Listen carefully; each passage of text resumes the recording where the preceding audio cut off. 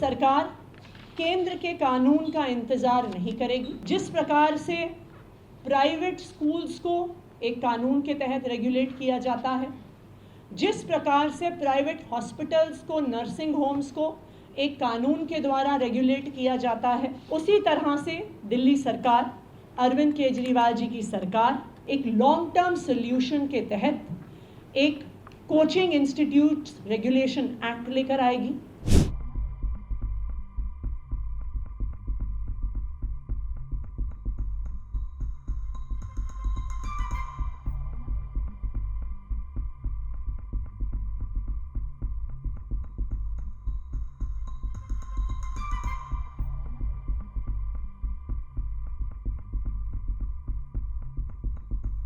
दिल्ली में जहां पर भी कोचिंग सेंटर्स बेसमेंट में क्लासेस चला रहे हैं, कोचिंग सेंटर्स इल्लीगली बेसमेंट में लाइब्रेरी चला रहे हैं, उन पर भी पिछले 3 दिन में सख्त कार्रवाई हो रही है।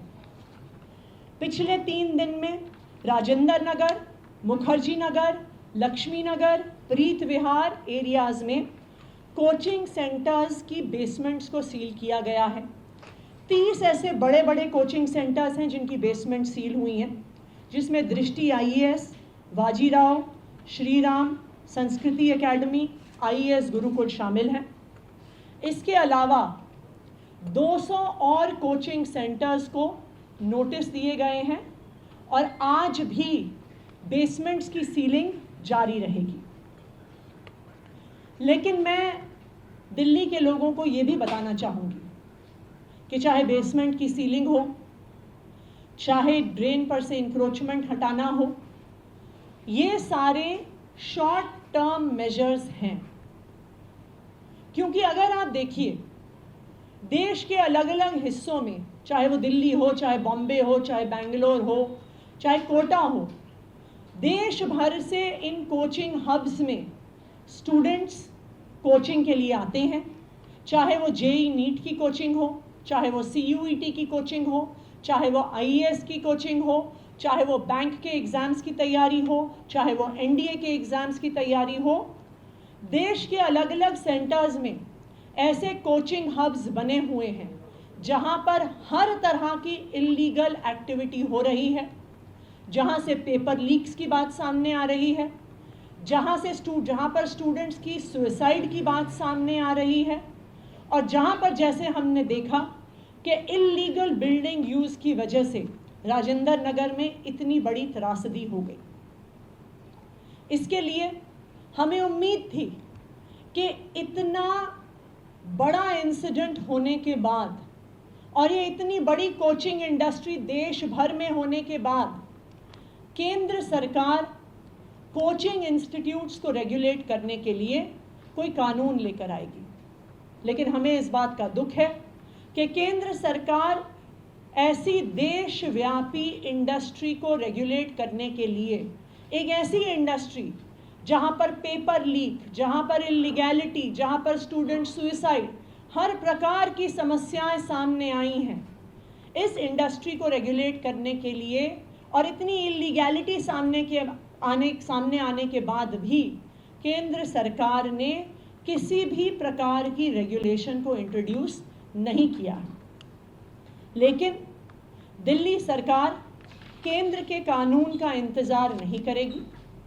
जिस प्रकार से प्राइवेट स्कूल्स को एक कानून के तहत रेगुलेट किया जाता है, जिस प्रकार से प्राइवेट हॉस्पिटल्स को, नर्सिंग होम्स को एक कानून के द्वारा रेगुलेट किया जाता है, उनके इंफ्रास्ट्रक्चर की गाइडलाइंस बनती हैं, उनकी रेगुलर इंस्पेक्शंस होती हैं, उनको रिकग्निशन दी जाती है, उसी तरह से दिल्ली सरकार, अरविंद केजरीवाल जी की सरकार एक कानून लेकर आएगी जो दिल्ली में चल रहे सारे कोचिंग इंस्टीट्यूट्स, चाहे वो IAS, IIT JEE, NEET, CUET, NDA किसी भी एग्ज़ाम्स की तैयारी करवा रहे हों, उन सबको रेगुलेट करने के लिए दिल्ली सरकार एक लॉन्ग टर्म सोल्यूशन के तहत एक कोचिंग इंस्टीट्यूट्स रेगुलेशन एक्ट लेकर आएगी। इसमें कई पक्ष शामिल होंगे। सबसे पहले इंफ्रास्ट्रक्चर रेगुलेशन, कि कितना मिनिमम इंफ्रास्ट्रक्चर है जो कि एक कोचिंग इंस्टीट्यूट के पास होना चाहिए। जिस तरह से स्कूल्स, नर्सिंग होम्स, सबको एक इंफ्रास्ट्रक्चर रिक्वायरमेंट दी जाती है, तो जो कोचिंग इंस्टीट्यूशंस का रेगुलेशन एक्ट आएगा उसमें कोचिंग इंस्टीट्यूट्स की इंफ्रास्ट्रक्चर रिक्वायरमेंट होगी। टीचर्स के क्या क्वालिफिकेशंस हैं ये स्पेसिफाई किया जाएगा। तीसरा, कोचिंग इंस्टीट्यूट्स की फ़ीस को रेगुलेट किया जाएगा, क्योंकि ये भी एक परेशानी स्टूडेंट्स की सामने आई है कि बेइंतहा फ़ीस इन कोचिंग सेंटर्स द्वारा ली जाती है। चौथा, इन कोचिंग सेंटर्स को मिसलीडिंग एडवर्टाइजिंग करने से रोका जाएगा। एंड लास्टली और मोस्ट इम्पॉर्टेंटली, ये जो प्रोसेस होगा जिससे कोचिंग सेंटर्स रेगुलेट होंगे, ये वन टाइम प्रोसेस नहीं होगा। Regular inspections in coaching centres की करी जाएंगी। ये कोचिंग सेंटर्स रेगुलेशन एक्ट लाने के लिए हम आज एक कमेटी बनाएंगे। इस कमेटी में दिल्ली सरकार के अफसर होने के अलावा हम दिल्ली के अलग अलग हिस्से के कोचिंग सेंटर, कोचिंग हब्स जो हैं, चाहे राजेंद्र नगर, मुखर्जी नगर, लक्ष्मी नगर, इन कोचिंग हब्स के स्टूडेंट्स को भी शामिल किया जाएगा। और जो स्टूडेंट्स अलग अलग एग्ज़ाम्स की तैयारी कर रहे हैं, चाहे IAS का हो, चाहे CA का हो, चाहे नीट JEE के एग्ज़ाम्स का हो, उनको इस कमेटी में शामिल किया जाएगा। हमने एक ईमेल एड्रेस भी इसके लिए बनाया है कि हम पब्लिक का फीडबैक इस कानून पे ले सकें, क्योंकि ऐसा कानून बनाने के लिए सबसे ज़रूरी है उन छात्रों का फीडबैक लेना जो छात्र इस कोचिंग प्रक्रिया से गुज़र रहे हैं या जो छात्र इस कोचिंग प्रक्रिया से गुज़र चुके हैं। मैं ईमेल एड्रेस अनाउंस कर रही हूँ, coaching.law.feedback@gmail.com, coaching.law.feedback@gmail.com,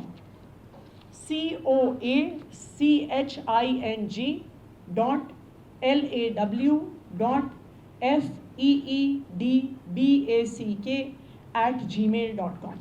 इस ईमेल एड्रेस को हम न्यूज़पेपर और FM रेडियो के माध्यम से भी पब्लिसाइज करेंगे। मेरा दिल्ली के सभी लोगों से ये अपील है और ख़ासकर के छात्रों से ये अपील है कि आप अपना फीडबैक ज़रूर दीजिए।